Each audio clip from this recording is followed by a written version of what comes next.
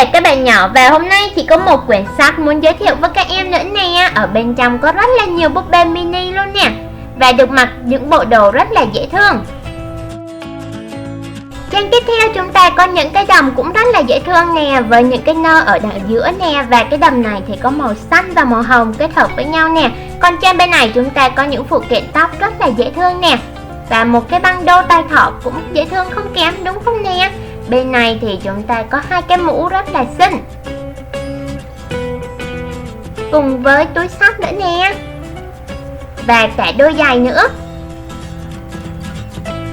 Bây giờ thì chị sẽ bắt đầu chơi nhé.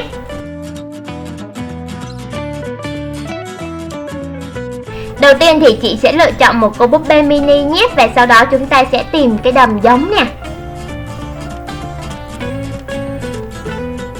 Và bây giờ thì chị sẽ cho búp bê lớn mặc lại nha. Chúng ta còn thiếu một đôi giày nè. Các em đã thấy giống chưa nè? Và bây giờ chúng ta sẽ cùng đến với những cô búp bê tiếp theo nha.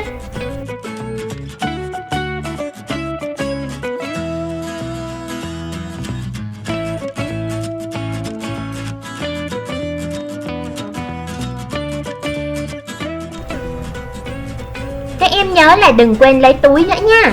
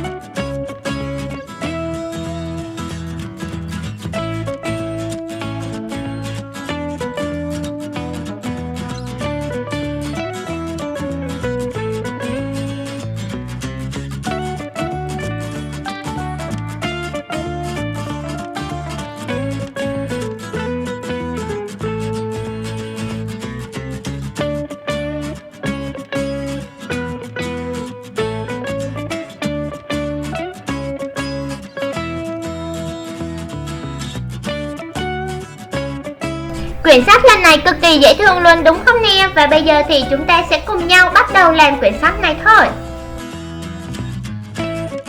Và cũng như mọi lần thì chúng ta sẽ in những cái trang giấy này ra nhé, hoặc là các em có thể tự vẽ theo ý thích của mình cũng được luôn nè.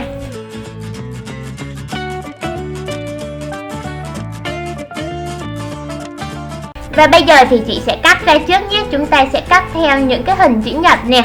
Những cái trang nền thì chúng ta sẽ cắt theo các khung hình chữ nhật trước.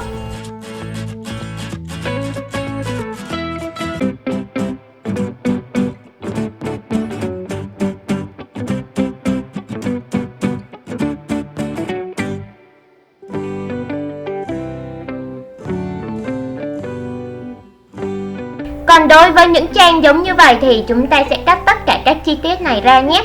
Cắt tất cả các cô búp bê ra nè, những bộ quần áo nè, những cái nơ cài tóc nè, và cả những đôi giày.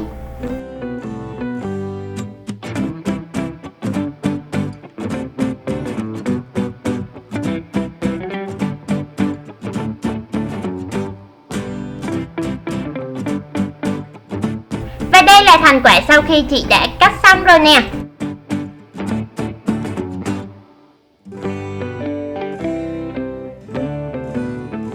Bây giờ thì đem đi ép lát tích thôi nè. Nếu mà các em sử dụng băng keo trong thì chúng ta sẽ dán băng keo trong trước và mặt sau, sau đó chúng ta mới cắt ra. Còn đối với khi đi ép lát tích thì chúng ta sẽ làm khác đi nha.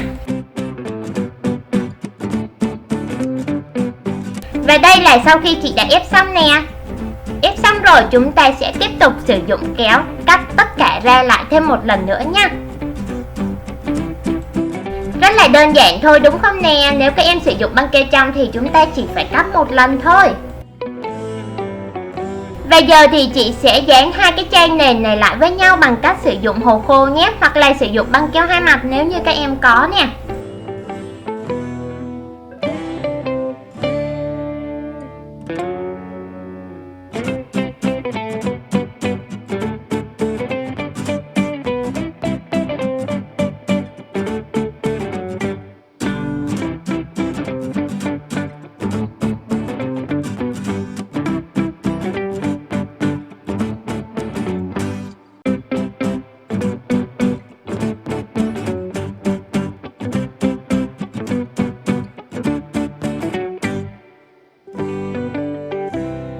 Và cứ làm lần lượt như vậy là chúng ta đã có đủ các trang rồi đúng không nè? Bây giờ thì chị sẽ bắt đầu ghép những cái trang này lại bằng cách sử dụng băng keo trong. Cứ như vậy thôi là chúng ta đã có một quyển sách rồi.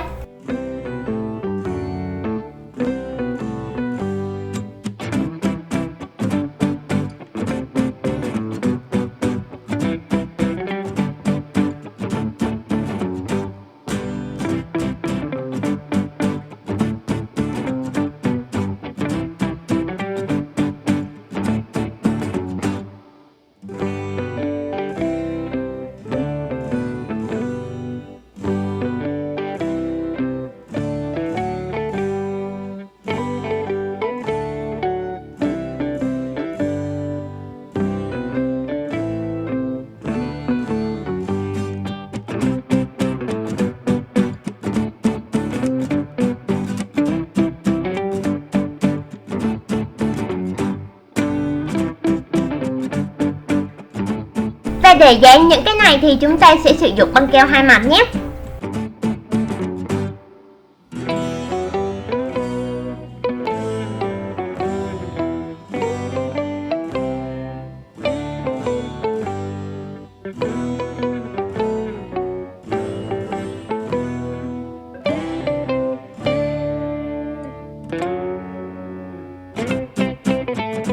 Cả những quần áo và nơ cài tóc thì các em cũng sẽ làm y như vậy luôn nha.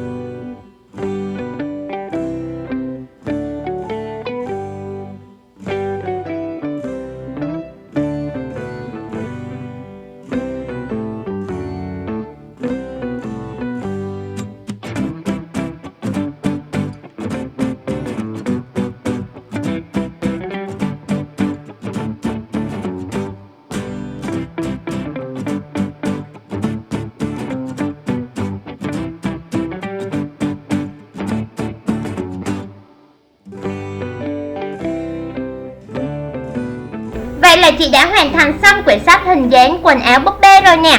Cực kỳ đơn giản đúng không nè? Và bây giờ thì các em hãy làm thử ngay nhé. Hẹn gặp lại các em ở video tiếp theo với những quyển sách mới hơn nữa nha. Nếu các em thích thì hãy ủng hộ chị bằng